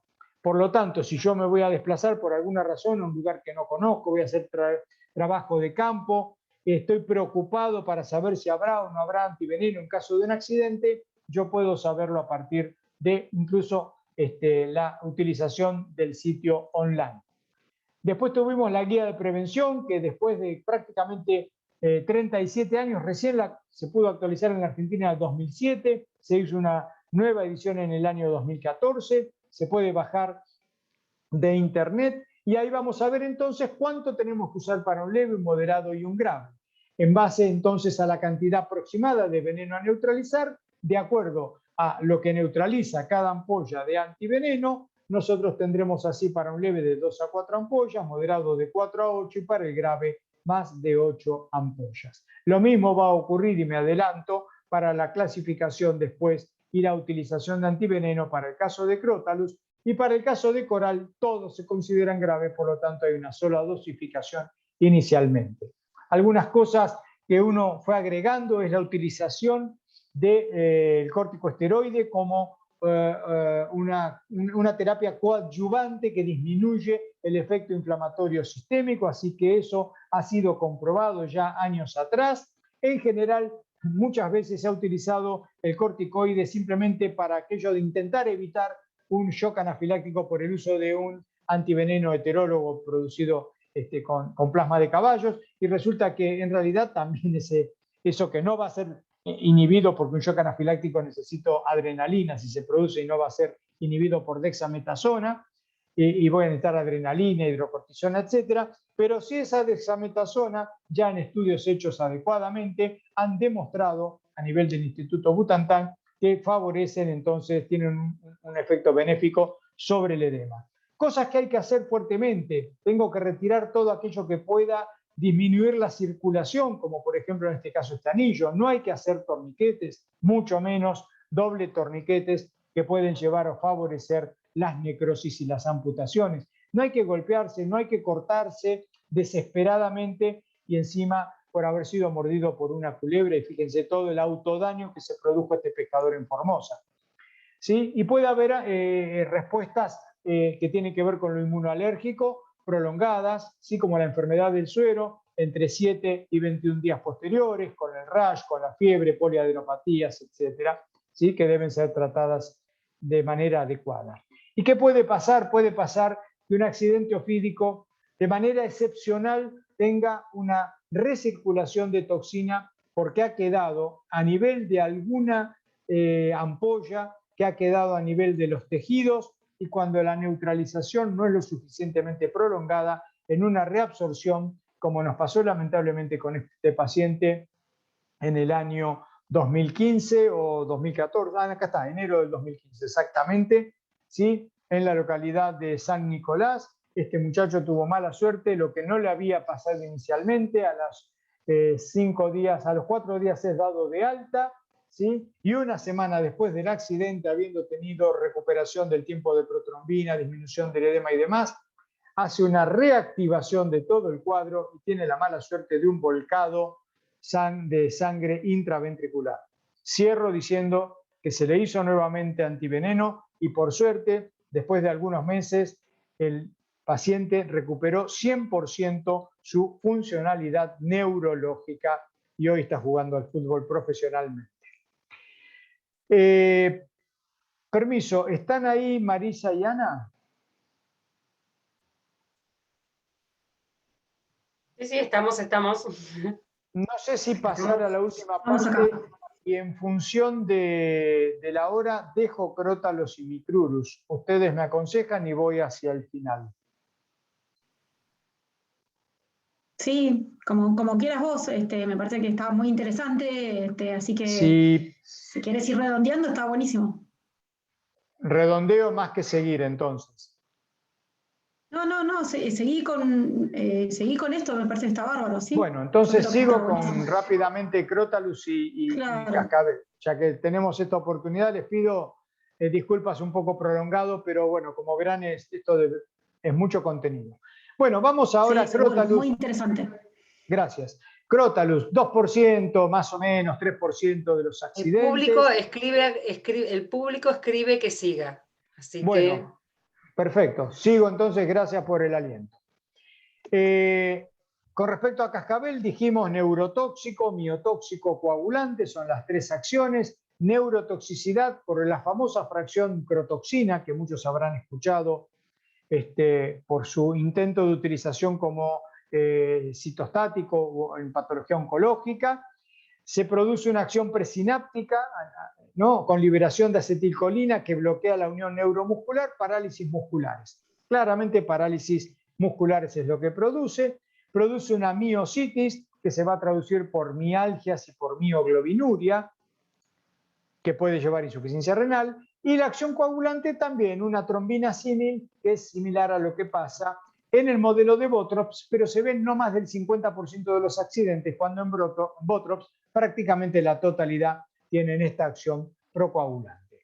¿Qué es lo que tenemos como cuadro clínico? Puede haber manifestaciones locales mínimas, la marca de los colmillos, algunas parestesias en derredor de donde se inoculó el veneno y un leve eritema, punto, no hay más cosa.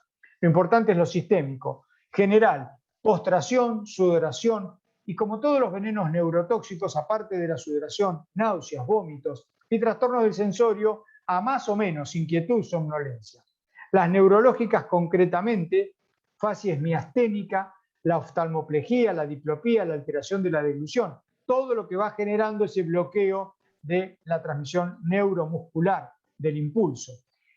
Las mialgias que mencionamos por la acción miotóxica, la presencia de mioglobinuria que puede llevar entonces a la insuficiencia renal y la alteración del tiempo de coagulación. Fíjense, es una facies miasteniforme como ocurre en la miastenia gravis. El paciente tiene que o intenta forzadamente, ¿sí?, con los músculos faciales abrir los ojos y no lo puede lograr, o lo tiene parcialmente abierto, ¿sí?, con estas bien marcadas arrugas en la frente, con una suerte de facies de alcohólico, ¿sí? La dificultad entonces con esa mirada perdida, no puede abrir bien las hendiduras palpebrales, las diplopías y la mioglobinuria que aparece rápidamente y que después podremos ver en la medida en que el paciente tiene la administración de antiveneno, frena la mioglobinuria, con el correr de las horas / días va a ir mejorando entonces por ausencia de mioglobinuria lo que vamos a ver en la orina. Manifestaciones infrecuentes, la insuficiencia respiratoria aguda por la alteración de los músculos de la pared costal y del diafragma, y complicaciones, parestesias de duración prolongada, y mencioné la insuficiencia renal aguda con daño permanente. Estas no son frecuentes. Yo tengo muy poca experiencia. ¿Por qué? Porque el área del AMBA y en realidad la provincia de Buenos Aires no hay cascabel. Y en otras oportunidades, cuando he trabajado en otros lugares, no tuve yo la suerte, pero la mejor suerte la tuvo las personas que a nadie hayan mordido una cascabel, ¿verdad? Y no tuve mucha experiencia, excepto en 3 ocasiones con personas del equipo del serpentario acá del Instituto Malbrán, que en su trabajo fueron mordidos, los hemos atendido acá inmediatamente en el hospital, rápidamente, sin producirse prácticamente clínica, y fueron receptados y se les hizo tratamiento para pacientes leves y anduvieron muy bien. Y si ustedes recuerdan al muchacho que vive en Avellaneda, criador de ofidios, lo vimos en esa oportunidad que mostré con la mordedura por yarará. Tiempo después, no recuerdo, 1 o 2 años, lo vimos con una mordedura de Crotalus y también lo tuvimos que medicar en la terapia intensiva de nuestro hospital. Bueno, también hay una clasificación, los invito a que lo vean a nivel de las guías que tenemos en el Ministerio, que están actualizadas en el año 2014, y vemos acá que de acuerdo a lo que neutraliza cada una de las partidas de la producción del Instituto Nacional y que se distribuye por todo el país, de acuerdo a cada una de las partidas puede haber una diferente capacidad neutralizante. Yo sé que tengo que hacer el cálculo para la cantidad de ampollas diciendo, si el cuadro es leve por las características clínicas, neutralizo 50, si es moderado 100, si es un cuadro grave, más de 200 miligramos de veneno. Y recuerdo que tanto en el modelo de yarará como de cascabel, la hidratación adecuada es fundamental para preservar la funcionalidad renal.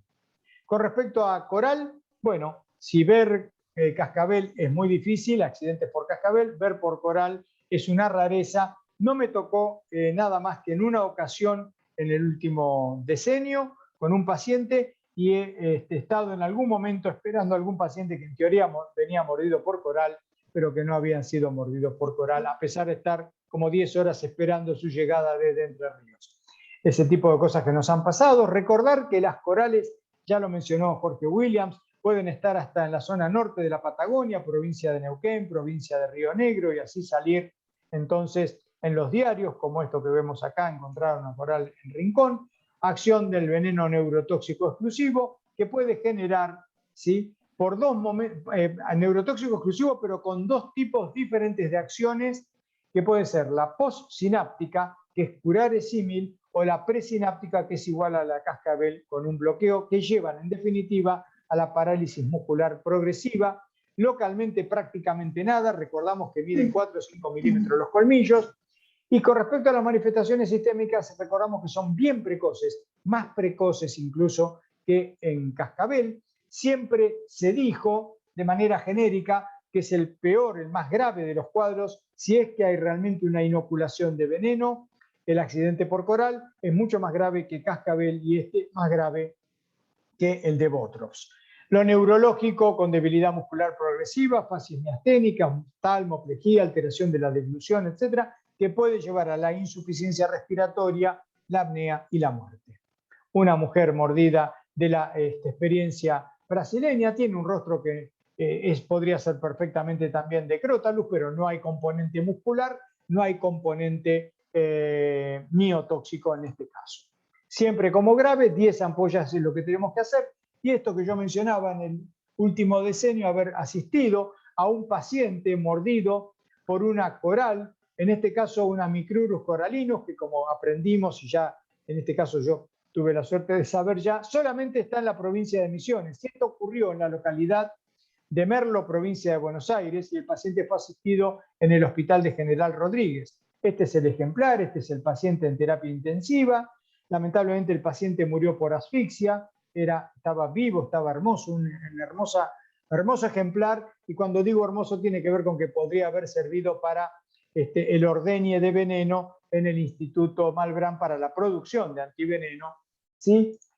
Acá lo vemos cuando está vivo, acá vemos una discreta tosis palpebral, el paciente recibió tratamiento que fue enviado desde acá del Hospital Muniz. Esta es la zona donde mordió, está muy pixelado, y el hermoso ejemplar de micrurus coralinos que de alguna manera, como fue transportado, yo mencioné hace un rato ese ejemplar de Botrops a la localidad de Quilmes con Leña. Este ejemplar o lo tenía alguien criando, es un ejemplar grande, hermoso, muy bien cuidado, sano previamente, por lo tanto, o fue traído pasivamente en algún transporte, ¿sí? Y se coló mercado de abasto al interior de algún cajón y llegó a la verdulería en la que trabajaba este paciente. Por lo tanto, cuidado con la potencialidad, si bien es una rareza, de accidentología con ofidiofauna que está por fuera del área en la cual yo la considero. Fíjense lo que son los colmillos, los pequeñísimos colmillos que estoy mostrando acá.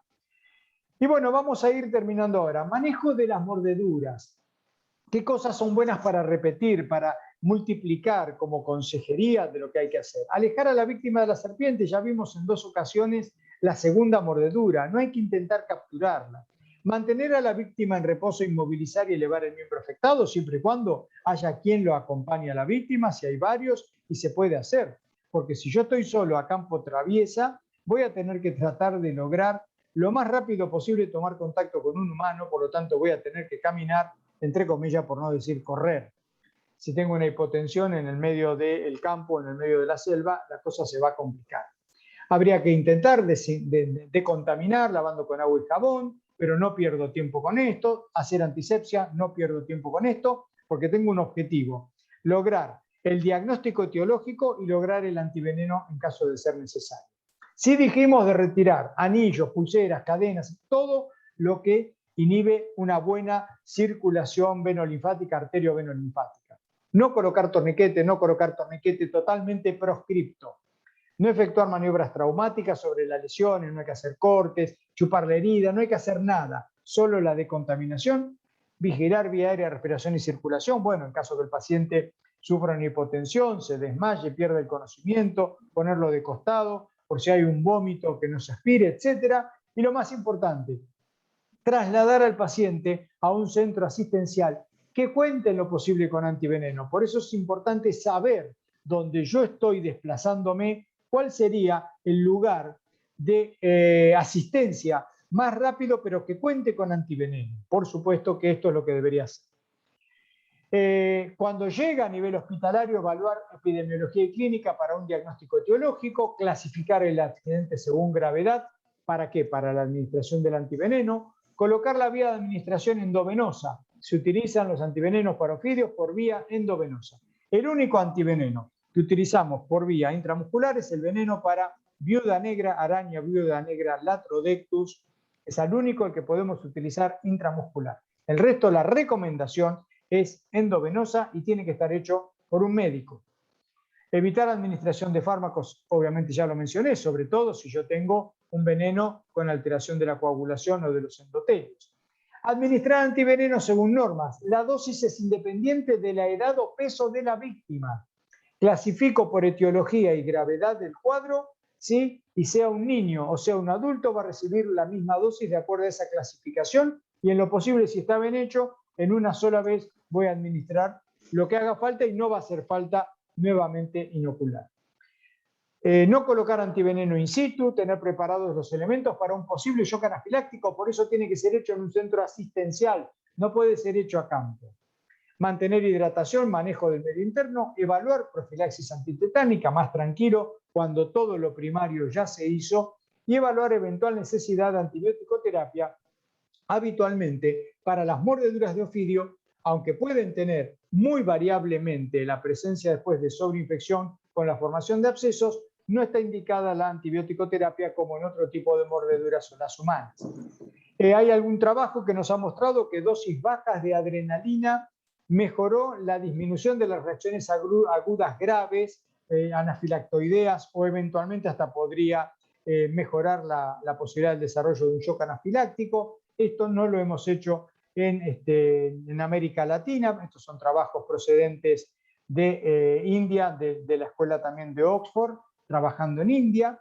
Y el seguimiento del paciente hasta la alta definitiva. Ustedes vieron que puede haber alteraciones como las necrosis, alteraciones anátomo-funcionales cicatrizales. Por lo tanto, El alta definitiva no termina con la administración del antiveneno, termina cuando el paciente ha recuperado anátomo-funcionalmente lo mejor que le pueda haber dado el equipo de salud. Recordemos que hay trabajos que nos muestran que las mordeduras de serpientes causan una significativa y continua morbilidad psicológica a partir de ese accidente y que no está claramente documentado, pero hay un antes y un después de haber tenido un accidente ofídico. Imagínense si hay una amputación o si hay secuelas graves como esa y otras. ¿Qué tenemos que hacer para la prevención? Educación popular para todos los niveles de la comunidad y la específica con equipo de salud y con equipo relacionado como son los biólogos, como es todas las personas que potencialmente puedan aportar lo que hace a la formación y después al resto, a la población. Uso de vestimenta adecuada, botas, borceguíes, pantalones de tela gruesa, botamanga ancha, guantes de cuero. Las manos pueden representar 15% por lo menos de la accidentología, lo vimos en muchos pacientes. Por lo tanto, hay que tener mucho cuidado. Precaución al atravesar pajonales, montes, sendas poco transitadas. Al orinar o defecar en campo abierto, eso lo hace mucha gente por trabajo, por turismo, ¿sí? Por múltiples actividades. Revisar letrinas antes de usar cuando están en zonas rurales, zonas ofidiógenas, no introducir las manos en huecos de árboles, nidos, leñeras, nos quedó claro con el último paciente de Zárate. La presencia de perros de compañía cuando uno camina por esos lugares, si bien es cierto que se puede someter el perro a un accidente, pero muchas veces ni siquiera llega al accidente porque el perro ladra, el perro avisa que hay un animal. Por ahí es un quiz, por ahí se trata de un ofidio. Mantener el espacio libre de malezas alrededor de viviendas y galpones, combatir roedores que son el principal alimento de los ofidios, por lo tanto las viviendas y los alrededores tienen que estar limpias.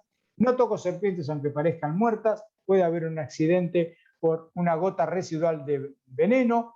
Reviso los alrededores de la vivienda periódicamente, evitar acúmulos de lo que sea cerca de la vivienda y, por supuesto, respetar a las aves rapaces que se alimentan fuertemente de ofidios. El calzado adecuado para evitar el accidente. Recordar que esto también lo entrenamos cuando hacemos medicina del viajero, y acá tenemos un caso que presentamos, por ejemplo, un viajero que fue a Córdoba tras la sierra y en el hotel donde estaba tuvo la mala suerte, en este caso, había un ofidio mimetizado con donde corría la puerta corrediza de la habitación. El creyó que era un palo y se trataba de un ofidio y le produjo una mordedura, una yarará. Tenemos que enseñar permanentemente esto que decimos de la docencia. Este es un modelo de nuestra licenciada Elena Di Pietro dando una clase de ofidismo en las jornadas de enfermería. Tratamos que nuestros residentes, como en este caso Belén cuando fue a su rotación tropical en Santarém en 2016, se haga amigo del tema, en este caso se hizo amigo de la boa, ¿sí? Y trabajamos con los niños desde pequeños para que sepan claramente cuáles son potencialmente los ejemplares que pueden lesionar, pero no tengan un medio que los paralice o un medio que les genere algún tipo de respuesta fóbica inadecuada. Nada más, ahora sí, hasta acá sería lo que hace a la clase. Yo estoy dispuesto para canalizar eventuales preguntas y si algo no lo sabemos hoy, lo buscamos y lo traemos como respuestas la semana que viene. Gracias. Perfecto, perfecto. Tomás, muchas gracias. La verdad que es muy interesante. Muy buena la exposición, la presentación. Creo que nos quedó re claro y nos sacamos un montón de mitos que teníamos. Esto del torniquete, de todo lo que la gente dice en el campo. La verdad que está buenísimo, aunque capaz que ya lo sabíamos, pero está buenísimo tenerlo presente porque muchas veces la gente pregunta, sobre todo cuando estamos en zonas rurales, en el campo, y está buenísimo que haya sido bien claro y bien conciso con respecto a esto. Voy a leer. Un poquito largo, disculpen la largura. Claro. No, está bien, estuvo buenísimo. Voy a leer algunas preguntitas que hay. Me parece que fue muy claro y muy interesante. Todos te felicitan por la exposición, sobre todo por la forma de expresarlo y de aclarar todas las cosas. Matías pregunta si sirve un suero de una región distante a la de un accidente. Pregunta por la variabilidad genética. Sí, a ver, en Sudamérica tenemos, está Jorge acá presente, pero recordar que hay 4 géneros, 3 tenemos de importancia desde el punto de vista sanitario. Hay un género que no tenemos, que está en Brasil, en el norte de Brasil, que es Lachesis o Lachesis, que nosotros no lo tenemos. Los otros 3 que mencionamos, cada uno tiene un antiveneno específico. Nosotros tenemos uno botrópico, uno crotálico y uno para Micrurus.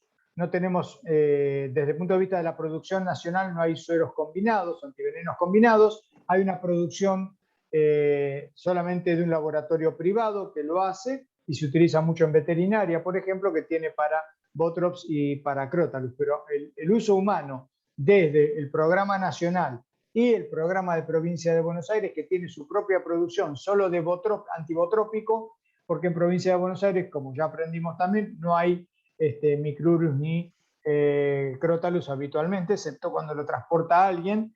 Y el antiveneno botrópico cubre a todas las especies, incluyendo especies de potencial presencia como yararaca en Misiones, pero los trabajos que incluso Adolfo de Roth ha hecho varios para ver cómo entonces un veneno para Botrops con determinados componentes neutralizan a todas las otras especies.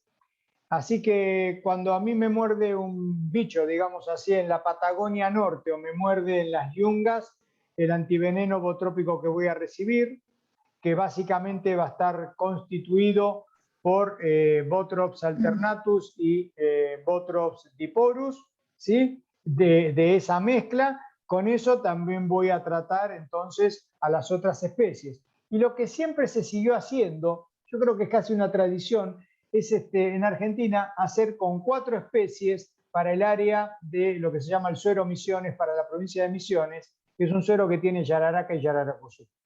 La yararacuzú es el tapechi dorado, ese bicho enorme, hermoso, que el otro día también vimos en la primera charla. Y así que bueno, que esté tranquilo que con el antiveneno que le pongan va a andar bien. Perfecto. Buenísimo. María Rosa pregunta si el antiveneno se pide con suero fisiológico o se pasa directamente endovenosa. No, lo diluimos en poca cantidad, porque el antiveneno cuanto antes es pasado, no hay que hacer pruebas de sensibilidad para la alergia. Yo tengo que tener preparado todo lo necesario para un eventual shock anafiláctico. Son muy purificados los antivenenos. Por lo tanto, digo, son una parte del todo de la inmunoglobulina, por lo cual la respuesta inmunoalérgica es mucho más difícil hoy de tener que en el pasado. Entonces, lo antes posible lo paso, lo antes posible neutralizo y deja de haber acción del veneno. Por lo tanto, poca cantidad, no más de 100 centímetros cúbicos para la cantidad de ampollas, 4, 6, 8, que haya llegado a discernir qué es lo necesario, y lo paso relativamente rápido. Tengo que tener adrenalina, hidrocortisona, tengo que tener un ambú y tengo que tener la capacidad de intubar a un paciente, por si tuviera la mala suerte de ese único evento de un shock anafiláctico. Pero lo antes posible con fisiológico, y si no lo puedo pasar con dextrosal. Perfecto. Juan Ignacio pregunta si es conveniente exprimir, dice, el sitio de inoculación. Bueno, eso en el pasado lo decíamos más seguido, que era con los dedos, suavemente, una pequeña expresión, ¿sí? Para poder sacar algo del veneno que superficialmente pudiera estar.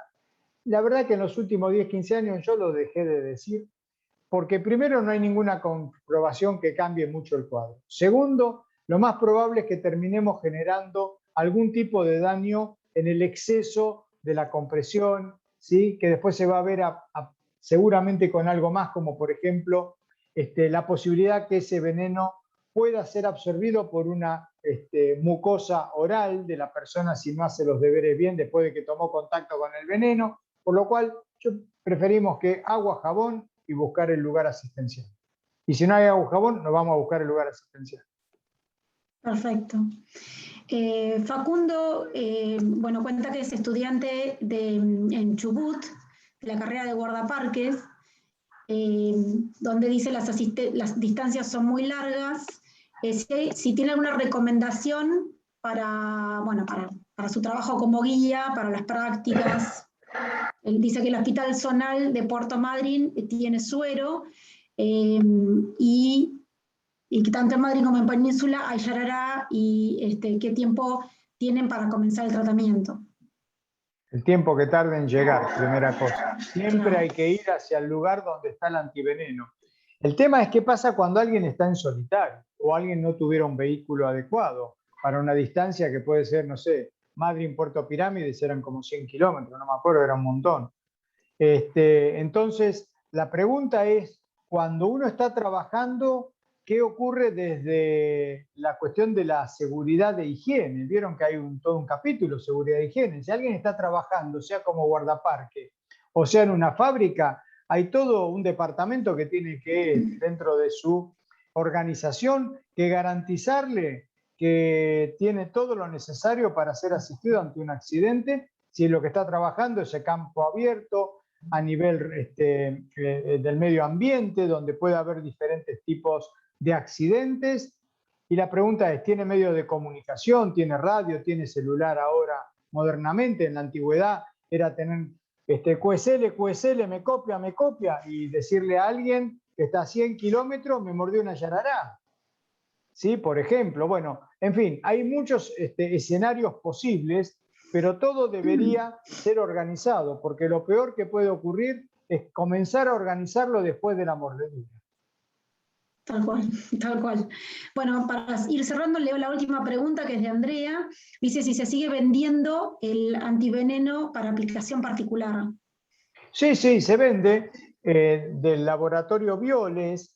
En general se usa mucho en veterinaria, muchísimo, para tratar accidentes por caballos, vacas, perros o lo que fuera. Se utiliza desde el punto de vista de lo humano muchas veces determinados tipos de actividades que demandan estar a campo traviesa, cuando la gente va a la precordillera, va a lugares más inhóspitos, Chaco Salteño y demás, que son muy temerosos, viajeros de aventuras y demás, se sienten como más seguros teniendo antiveneno. ¿Sí? La ventaja del antiveneno de producción privada es que es liofilizado, por lo tanto, no necesito refrigeración.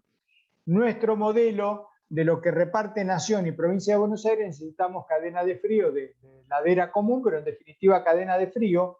Solo hubo una etapa a fines de los 90 en que el Instituto Malbrán produjo antiveneno liofilizado. Después eso, en un país que en el 2001, por ejemplo, nos quebramos, ¿se acuerdan? ¿No? Creo, lamentablemente, todos tenemos marcas. No era comercialmente, no se decidió que no podía seguirse en esa línea, era muy caro producirlo y se volvió a los antivenenos líquidos con refrigeración. Pero muchas veces cuando las personas compran antiveneno en la farmacia, lo que les decimos es, en todo caso eso me hace sentir seguro porque yo tengo el producto básico, ¿sí? Hay que pensar cuánto neutraliza cada ampolla para cubrir como mínima un caso leve de crótales o un caso leve de yarará. A veces la única que se termina buscando es la posibilidad de neutralizar yarará por la frecuencia. Entonces yo lo tengo, no necesito heladera, pero no lo puedo autoadministrar ni administrar a campo. O sea, lo que sirve es para llegar a un lugar y decir, acá está el antiveneno, hagan lo que tengan que hacer. Y el hagan lo que tengan que hacer es un médico. Nuestra ley no permite que eso lo administre un enfermero, un agente sanitario, un bioquímico, un veterinario, etcétera, en un humano. Lo recordamos también. Entonces tiene que tener ese médico lo necesario para poder sacar a una persona de un shock anafiláctico. Perfecto, buenísimo. Tomás, bueno, para no alargarlo más, la verdad que muy interesante. Te felicitan todos los espectadores, los gente que participó. Un gusto por grande. La charla, la verdad que muy, muy interesante. Nos deja con ganas de escuchar más, la verdad que muy, muy bueno.